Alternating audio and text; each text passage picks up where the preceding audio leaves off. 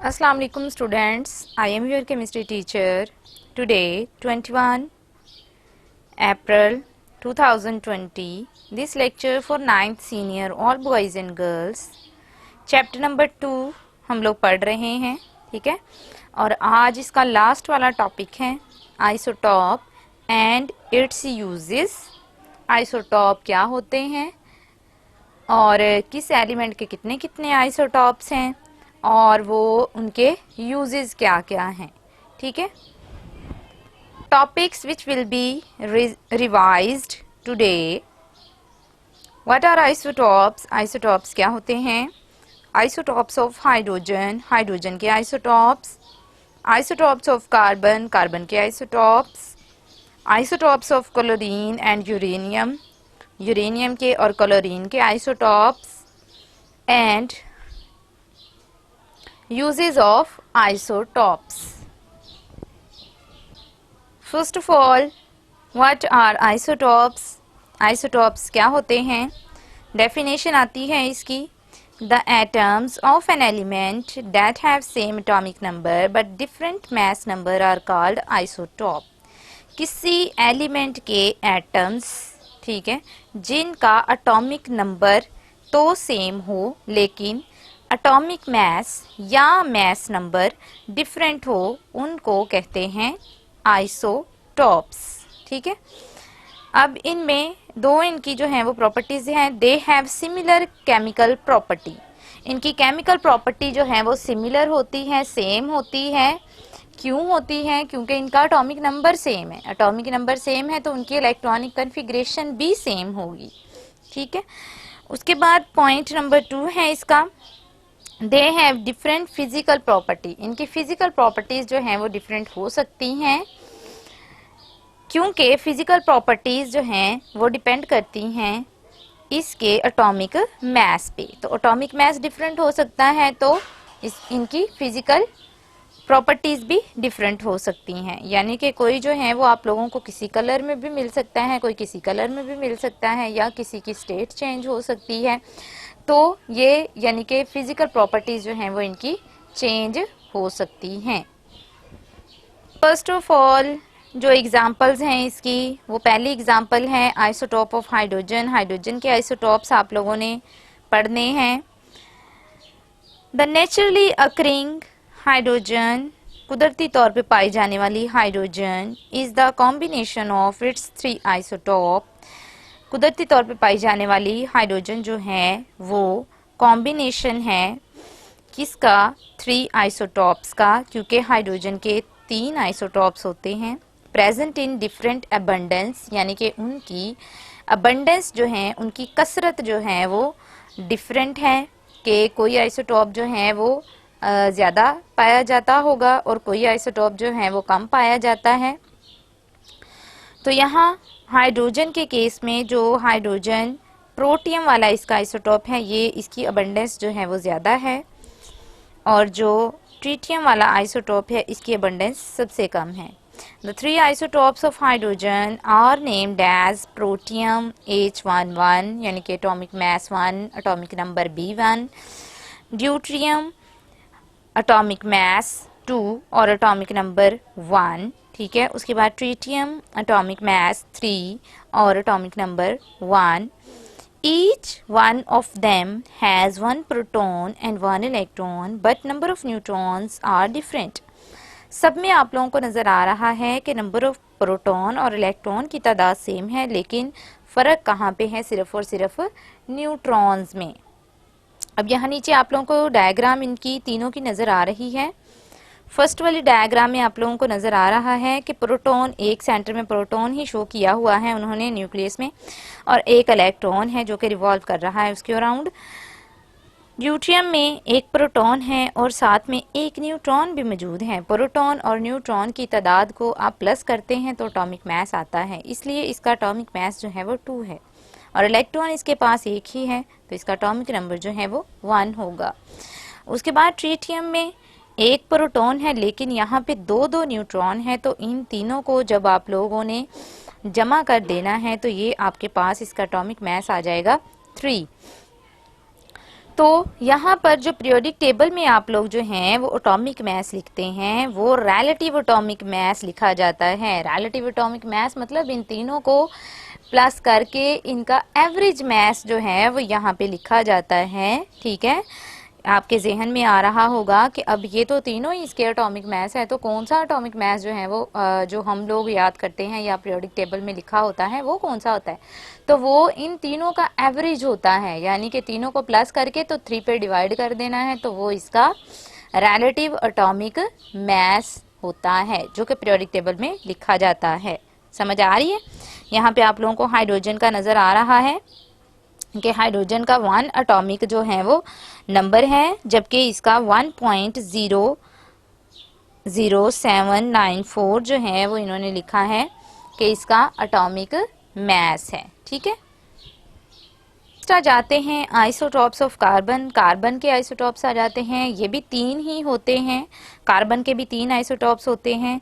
There are 2 stable isotope, यानी कि 2 जो हैं वो मुस्तहकिम होते हैं, स्टेबल होते हैं, और वो कौन से हैं? कार्बन 12 है और कार्बन 13 है। कार्बन 12 वाला और कार्बन 13 वाला जो आइसोटॉप है वो आप लोगों के पास स्टेबल है, जबकि and 1 radio active isotope that is carbon 14, तो कार्बन 14 वाला जो आइसोटॉप है वो रेडियो एक्टिव है। रेडियो एक्टिव का मतलब कि इसमें से रेडिएशंस निकलती रहती हैं। The isotope carbon 12 is present in abundance, अब इनकी अबंडेंस भी बताई हुई है। कार्बन 12 आइसोटॉप जो है ये सबसे ज्यादा पाया जाता है। ठीक है, 98.9% जो है ये पाया जाता है, while carbon 13 and 14 are both present only 1.1% in nature. ठीक है, इनकी अबंडेंस और इनके एटॉमिक मैसेज की एवरेज लेकर जो है वो फिर इसका जो पीरियोडिक टेबल में हमारे पास इसका एटॉमिक नंबर होता है वो है 12.011। ठीक है, ये इसका एटॉमिक मास है, relative atomic mass. All of them, जैसा कि आपने हाइड्रोजन में कहा कि सबके पास प्रोटॉन और इलेक्ट्रॉन की तादाद तो सेम है, लेकिन फ़र्क कहाँ है? न्यूट्रॉन की तादाद में। यहाँ पे भी सेम इसी तरह से है। All of them have the same number of proton and electrons, proton और इलेक्ट्रॉन की तादाद तो सेम है, but different in number of neutron, neutron की तादाद डिफरेंट है। अब यहाँ पे डायग्राम आप लोगों के सामने 3 दिखाई हुई हैं, कार्बन 12, कार्बन 13 और कार्बन 14। इन सब में जो है वो आप लोगों के पास कार्बन जो है इनके अंदर 6 इलेक्ट्रॉन जो हैं वो पाए जाते हैं, जबकि यहाँ पे आप लोगों को नज़र आ रहा है 6 प्रोटॉन है और 6 ही न्यूट्रॉन है। तो जब इसको प्लस कर देंगे तो आ जाएगा 12, यानी कि आप लोगों के पास आ जाएगा इसका एटॉमिक मास 12। और कार्बन 13 वाले के पास देखें 6 इलेक्ट्रॉन है, 6 ही प्रोटॉन है, लेकिन न्यूट्रॉन कितने हैं? 7। तो 6 + 7 आंसर आया 13 इसका एटॉमिक मास है। उसके बाद कार्बन 14 वाले के पास देखिए 6 इलेक्ट्रॉन है, 6 ही प्रोटॉन है, लेकिन न्यूट्रॉन कितने हैं? 8। तो 6 + 8 = 14, जो कि इसका एटॉमिक मास है। उसके बाद आ जाता है isotope of chlorine and uranium. Chlorine के 2 आइसोटॉप्स होते हैं, क्लोरीन 35 और क्लोरीन 37।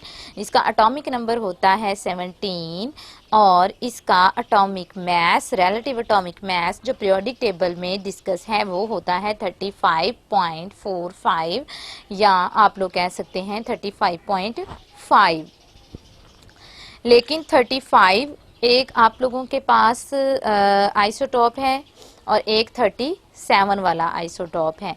इनकी अबंडेंस और इनके एटॉमिक मासेस का एवरेज लेकर जो है वो आप लोगों के पास आ जाता है इसका रिलेटिव एटॉमिक मास 35.45। अब यहाँ पे आप लोगों को क्लोरीन के 2 आइसोटॉप्स नजर आ रहे हैं। इसके पास जो है वो 3 शेल्स हैं, के है, एल है और एम है। के में 2 इलेक्ट्रॉन्स हैं, एल में 8 इलेक्ट्रॉन्स हैं और एम वाले में 7 इलेक्ट्रॉन्स हैं। तो यहाँ पर इलेक्ट्रॉन्स की तादाद 17 है, प्रोटॉन्स की तादाद भी 17 है, जबकि न्यूट्रॉन्स जो हैं वो इसके पास 18 हैं। तो 17 + 18 = 35। लेकिन 37 वाले में 17 इलेक्ट्रॉन है, 17 ही प्रोटॉन है, लेकिन न्यूट्रॉन कितने हैं 20। तो 17 प्लस 20 जो है वो बन जाएगा 37। अब यूरेनियम के पास जो है वो यूरेनियम का एटॉमिक नंबर होता है 92, जबकि एटॉमिक मास इसका होता है 238.208। तो ये इसके तीनों एटॉमिक मासेस का एवरेज जो है वो लिया होता है उन्होंने। There are 3 isotopes of uranium. Uranium के 3 आइसोटॉप्स होते हैं, यूरेनियम 234, यूरेनियम 235 और यूरेनियम 238। ये 3 जो है वो इसके आइसोटॉप्स होते हैं। आपने इस तरह से एमसीक्यूज के हवाले से याद रखना है कि क्लोरीन के सिर्फ 2 हैं, बाकी तीनों के 3-3 हैं। अब यहाँ पे the 238 uranium is found in nature nearly 99%। 238 वाला जो आपके पास आइसोटॉप है वो 99% जो है वो पाया जाता है, जबकि बाकी जो हैं वो दोनों 1% जो है वो पाए जाते हैं। ऑफ आइसोटॉप, आइसोटॉप के यूजेस, ठीक है, रेडियोथेरेपी, रेडिएशंस का इस्तेमाल करके कोई भी इलाज करना रेडियोथेरेपी कहलाता है। ट्रीटमेंट ऑफ कैंसर, कैंसर के ट्रीटमेंट के लिए। Tracer for diagnosis and medicine, diagnosis यानी कि शिनाख्त करना, मेडिसिन यानी कि इलाज करना, ठीक है। मेडिसिन इलाज करने के लिए जो आप लोग अदवायात यूज़ करते हैं उनमें भी इस्तेमाल किया जाता है एज आ ट्रेसर, यानी कि वहाँ पर भी माइनर अमाउंट में रेडियो आइसोटॉप्स जो हैं वो यूज़ किए जाते हैं।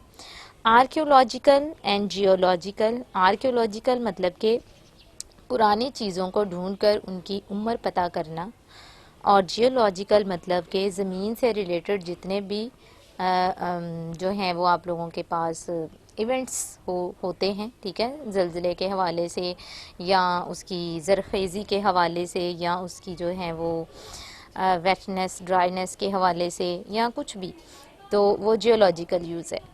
उसके बाद आ जाता है केमिकल रिएक्शन, केमिकल रिएक्शन के बारे में, और स्ट्रक्चर डिटर्मिनेशन या किसी भी कंपाउंड का स्ट्रक्चर डिटर्मिन करने के लिए। लास्ट पे है application in power generation. Power generation की एप्लीकेशन में भी रेडियो आइसोटॉप्स जो हैं वो इस्तेमाल किए जाते हैं, कि इलेक्ट्रिसिटी को प्रोड्यूस करने के लिए भी रेडियो आइसोटॉप्स इस्तेमाल किए जाते हैं। सारे यूजेस पढ़ने से पहले आप लोगों को पता होना चाहिए कि रेडियो एक्टिव आइसोटॉप्स कौन से होते हैं। ऐसे isotopes, radioactive isotope also called radioisotopes whose nuclei are unstable, जिनके न्यूक्लियाई जो होते हैं, न्यूक्लियस जो होता है अनस्टेबल होता है, and dissipate excess energy, dissipate का मतलब होता है रिलीज़ करना, खारिज करना, ठीक है। वो जो उनके पास एक्सेस यानी कि ज़्यादा अमाउंट में एनर्जी होती है वो रिलीज़ करते हैं बाय स्पॉन्टेनियसली, यानी कि अपने आप खुद ब खुद इमिटिंग रेडिएशंस, और रेडिएशंस जो हैं वो खारिज करते हैं इन द फॉर्म ऑफ, किस शक्ल में, वो अल्फ़ा पार्टिकल्स भी हो सकते हैं, अल्फ़ा रेज भी हो सकती हैं, बीटा रेज हो सकती हैं, गैमा रेज हो सकती हैं, ठीक है, यानी कि उनमें से रेडिएशंस निकलती रहती हैं। इन शॉर्ट हम सिंपल वर्ड्स में ये कह सकते हैं कि ऐसे आइसोटॉप्स जिनमें से रेडिएशंस निकलती हैं उनको रेडियो आइसोटॉप्स कहते हैं। उसमें कार्बन 14 वाला आइसोटॉप आ जाता है, और यूरेनियम के सारे ही आइसोटॉप आ जाते हैं, रेडियम है, पोलोनियम है, ये सारे जो हैं वो आप लोगों के पास रेडियो एक्टिव आइसोटॉप कहलाते हैं। वन बाय वन करके इसके यूजेस को स्टडी करेंगे। सबसे पहले आता है रेडियोथेरेपी, यानी कि treatment of cancer. For the treatment of skin cancer, skin cancer के इलाज के लिए isotope like phosphorus 32 and strontium 90 are used. Phosphorus 32 और स्ट्रोंशियम 90 वाला आइसोटॉप जो है वो यूज़ किया जाता है स्किन कैंसर के लिए। और ये क्यों यूज़ किया जाता है? बिकॉज क्योंकि they emit less penetrating beta radiations, क्योंकि ये कम सरायत पजीर जो हैं, कम जज़ब होने वाली बीटा रेडिएशंस खारिज करते हैं, ठीक है। बीटा रेडिएशंस जो हैं वो कम पेनिट्रेटिंग होती हैं एज कम्पेयर टू जो है वो गैमा से, ठीक है, और अल्फ़ा जो है वो बीटा से भी कम होती हैं। तो हमें जो है वो स्किन कैंसर के लिए स्किन के अपर सरफेस के ऊपर तक की ही जो है वो रेडिएशंस चाहिए, तो हम जो हैं वो गैमा वाली रेडिएशंस यूज नहीं करते।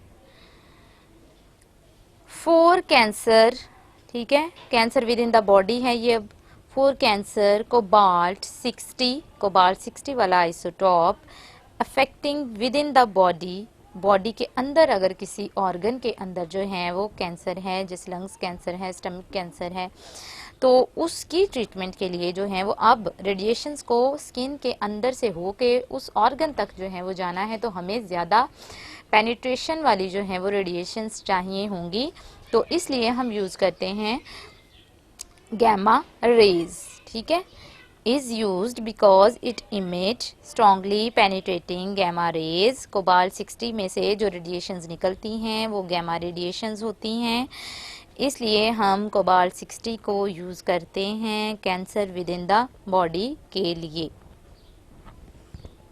Tracer for diagnosis and medicine, अब इसमें क्या है, the radioactive isotope are used as tracer in medicine to diagnose the presence of tumour in the human body.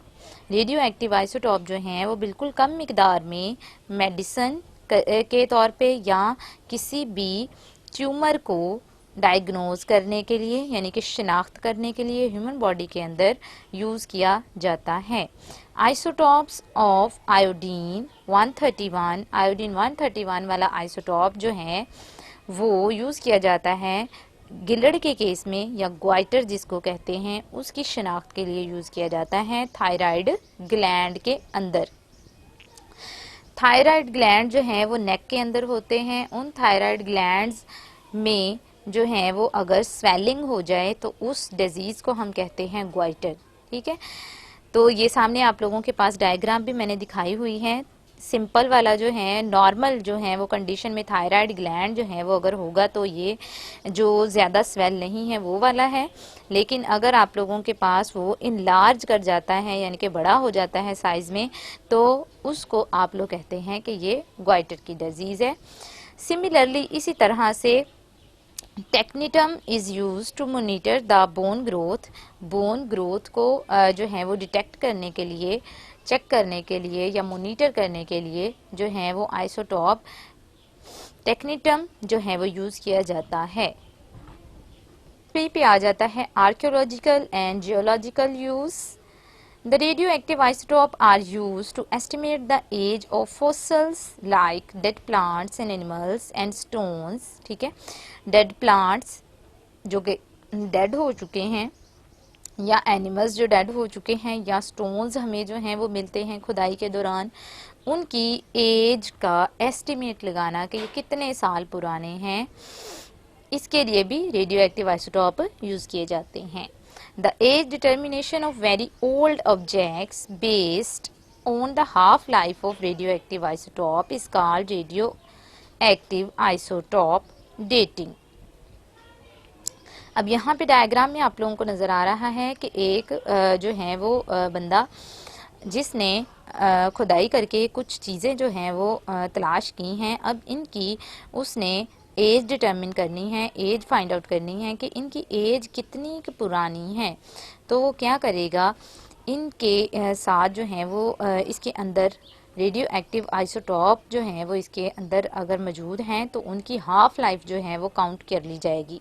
Half life, अगर किसी चीज़ की हाफ लाइफ काउंट कर ली जाए तो उसको 2 से मल्टीप्लाई कर देंगे तो उसकी वो फुल लाइफ हो जाएगी। तो इस तरह से जो है वो चीज़ों को फाइंड आउट करके उनकी एज को अब डिटरमिन किया जा सकता है, ठीक है। इसीलिए जो है वो बताया जाता है कि ये चीज़ इतने साल पुरानी है, ये चीज़ इतने साल पुरानी है, तो वो जो है वो चीज़ को ढूंढ के उसकी एज डिटरमिन करते हैं, एस्टिमेट लगाते हैं कि ये इतने साल पुरानी हो सकती है। देन आ जाती है carbon dating. The age determination of old carbon containing objects by measuring the radioactivity of carbon-14 in them is called radiocarbon dating or simply carbon dating। जितनी कार्बन जो है वो एटमॉस्फेयर के अंदर मौजूद होती हैं, उतनी ही कार्बन जो है वो हमारी बॉडी के अंदर और प्लांट की बॉडी के अंदर भी मौजूद होती है। ठीक है। कार्बन 14 यानी कि ये रेडियो एक्टिव आइसोटोप है। इसकी मदद से किसी पुरानी कार्बन जिसके अंदर मौजूद है चीज़ की एज डिटरमिन करना, एज फाइंड आउट करना कहलाता है रेडियो कार्बन डेटिंग या सिंपली कार्बन डेटिंग। अब यहाँ पे आप लोगों को डायग्राम में नज़र आ रहा है कि प्लांट जो है वो कार्बन डाइऑक्साइड को यूज़ करते हैं for the purpose of photosynthesis, अपनी खुराक बनाने के लिए। तो ग्लूकोज की फॉर्म में जो है वो कार्बन मौजूद होती है, तो वो प्लांट के प्रोडक्ट्स जो हैं वो एनिमल्स खाते हैं और हम प्लांट प्रोडक्ट्स भी खाते हैं और एनिमल्स के फ्लैश भी खाते हैं। तो इस तरह से वो हमारी बॉडी के अंदर भी ट्रांसफ़र हो जाती है। तो इस तरह से हम लोग जो हैं वो कार्बन 14 वाले आइसोटॉप की हाफ लाइफ फाइंड आउट करते हैं और फिर हमें उस चीज़ की फुल लाइफ जो है वो पता चल जाती है। नेक्स्ट आ जाता है point number 4, chemical reaction and structure determination. The radioactive या radioisotopes are used in a chemical reaction and structure determination, कि ये केमिकल रिएक्शन में भी यूज़ किया जा सकते हैं और स्ट्रक्चर डिटर्मिनेशन में भी यूज़ किए जाते हैं। For example, carbon 14 is used to label carbon dioxide gas. Carbon dioxide gas में जो कार्बन है वो हम कार्बन 14 वाला जो है वो आइसोटोप यूज़ करेंगे। ठीक है। As carbon dioxide is used by the plant, जब वो कार्बन डाइऑक्साइड प्लांट यूज़ करेगा किस पर्पज़ के लिए, फॉर द फोटोसिंथेसिस के पर्पज़ के लिए, टू फॉर्म ग्लूकोज, ग्लूकोज बनाने के लिए, यानी कि अपनी खुराक बनाने के लिए फोटोसिंथेसिस के प्रोसेस के ज़रिए पौधा कार्बन डाइऑक्साइड गैस को यूज़ करेगा। जब वो उसकी बॉडी में आ जाएगी, क्योंकि उसमें से रेडिएशंस निकलती हैं, तो उसके मूवमेंट जहाँ जहाँ होगी, ठीक है, कि ग्लूकोज जो है वो कहाँ कहाँ बॉडी प्लांट की बॉडी के अंदर ट्रांसफ़र हो रही है या ट्रांसपोर्ट हो रही है, कहाँ कहाँ मूव कर रही है, वो सारी चीज़ें हम लोग जो हैं वो एनालाइज कर सकते हैं, देख सकते हैं। Its movement is detected through the various intermediate steps up to glucose. ठीक है, कि इसके इंटरमीडिएट स्टेप्स भी जितने होते हैं उनको भी हम लोग जो हैं वो देख सकते हैं, एनालाइज कर सकते हैं, और जो इसकी ट्रांसपोर्ट है उसको भी जो है वो हम लोग एनालाइज कर सकते हैं आसानी से इस कार्बन के रेडियो एक्टिव आइसोटोप की मदद से। लास्ट पे आ जाता है आप लोगों के पास application in power generation. Power generation की फील्ड में भी आइसोटॉप्स को यूज़ किया जाता है। Radioactive isotopes are used to generate electricity by carrying out control nuclear fission reaction in nuclear reactor. ठीक है, रेडियो एक्टिव आइसोटॉप्स को जो है वो इलेक्ट्रिसिटी जनरेट करने के लिए यूज़ किया जाता है, लेकिन कंट्रोल्ड कंडीशन में ये सारा काम होता है, क्योंकि न्यूक्लियर फिशन जो है वो आप लोगों के पास बहुत एक्सप्लोसिव जो है वो रिएक्शन होता है। न्यूक्लियर फिशन का मतलब होता है न्यूक्लियस की ब्रेकडाउन, कि किसी न्यूक्लियस का टूटकर छोटे छोटे न्यूक्लियसिस में कन्वर्ट हो जाना न्यूक्लियर फिशन कहलाता है, जबकि छोटे न्यूक्लियस का जुड़ के बड़े न्यूक्लियस को बनाना फ्यूजन कहलाता है, न्यूक्लियर फ्यूजन कहलाता है। और ये काम सारे का सारा जो है वो ओपन नहीं किया जाता, एक ख़ास किस्म के जो हैं वो न्यूक्लियर रिएक्टर्स बनाए जाते हैं, उनके अंदर किया जाता है। फॉर एग्ज़ाम्पल, अब यहाँ पे हम एग्ज़ाम्पल डिस्कस कर लेते हैं, और ये वाला जो मेथड है ये डेवलप्ड कंट्रीज़ के अंदर यूज़ किया जाता है, क्योंकि रेडियो एक्टिव आइसोटॉप्स जो होते हैं या रेडियो एक्टिव मटीरियल्स जो होते हैं वो बहुत ही ज़्यादा एक्सपेंसिव होते हैं। व्हेन यूरेनियम 235 वाला आइसोटॉप हम यहाँ पे यूज़ कर रहे हैं, इस bombard with slow moving neutrons की बम्बार्डमेंट करवाई जाती है उनके ऊपर। The uranium nucleus break up, uranium का जो न्यूक्लियस होता है वो टूट जाता है, अप टू प्रोड्यूस क्या बनाता है, बेरियम 139। बेरियम एक जो है वो एलिमेंट का नाम है, एंड क्रिप्टॉन 94 एंड 3 न्यूट्रॉन्स, और 3 आगे और न्यूट्रॉन्स मज़ीद जनरेट करता है। ये 3 न्यूट्रॉन्स जो हैं वो फिर दोबारा से एक एक न्यूट्रॉन जो है वो नेक्स्ट यूरेनियम के एक एक आइसोटॉप के साथ रिएक्ट करते हैं और आगे ये रिएक्शन चलता रहता है। आपको यानी कि एक ही न्यूट्रॉन यूज़ करना पड़ेगा, बाकी ये खुद ही रिएक्शन के अंदर बनते रहेंगे और यूटिलाइज होते रहेंगे। A large amount of energy is released, बहुत ही हाई अमाउंट में जो है वो एनर्जी रिलीज होती है। अब वो एनर्जी हम लोग कहाँ यूज़ करते हैं, which is use to convert water into steam in boilers, ठीक है, जिसको हम लोग पानी को स्टीम बनाने के लिए जो है वो बॉयलर्स के अंदर इस्तेमाल करते हैं। The steam then drives the turbine, फिर ये स्टीम जो है, ये भाप जो है वो टरबाइन को चलाने के लिए यूज़ की जाती है, जो कि इलेक्ट्रिसिटी जनरेट करती है। फिर वो इलेक्ट्रिसिटी जो है वो डिफरेंट पार्ट्स में भेजी जाती है। अब यहाँ पे इसकी इक्वेशन भी दी हुई है। यूरेनियम 92 और 235 वाला आइसोटोप यूज़ किया है और एक न्यूट्रॉन जो है वो हमने इसमें यूज़ किया है, और बेरियम 139 और क्रिप्टॉन 94 यहाँ पे बने हैं, और 3 न्यूट्रॉन्स जो हैं वो इसके साथ जनरेट हुए हैं और लार्ज अमाउंट में जो है वो एनर्जी प्रोड्यूस हुई है। ठीक है, अब ये इन दोनों के जो हैं वो आप लोग बेरियम का एटॉमिक मास, क्रिप्टॉन का एटॉमिक मास और इधर से न्यूट्रॉन के 3 जो हैं वो एटॉमिक मास, यानी कि हर एक न्यूट्रॉन का 1 तो 3 हैं, तो 3 इन सबको जब आप प्लस करेंगे तो आपके पास आ जाएगा 235 और 1 ये वाला न्यूट्रॉन वाला। आंसर इन सबका टोटल आएगा 236। तो आपके पास रिएक्टेंट में भी 235 और एक न्यूट्रॉन का 236 ही मौजूद है। अब एटॉमिक नंबर को अगर आप लोग देखें तो 92 एटॉमिक नंबर है, न्यूट्रॉन का जो है वो कोई एटॉमिक नंबर नहीं है, वो 0 है। तो बेरियम का 56 और क्रिप्टॉन का 36, इन दोनों को प्लस करेंगे तो आपके पास 92 आ जाएगा। ठीक है, और 9th क्लास ये आइसोटॉप के यूजेस जो हैं वो इम्पोर्टेंट लॉन्ग क्वेश्चन हैं, और सिंपली जो है वो कार्बन के और हाइड्रोजन के आइसोटॉप्स भी लॉन्ग क्वेश्चन के तौर पे आते हैं। आज का लेक्चर अच्छे तरीके से याद कीजिएगा और आइसोटॉप के यूजेस को एक दफ़ा लिख के भी देख लीजिएगा। Thank you.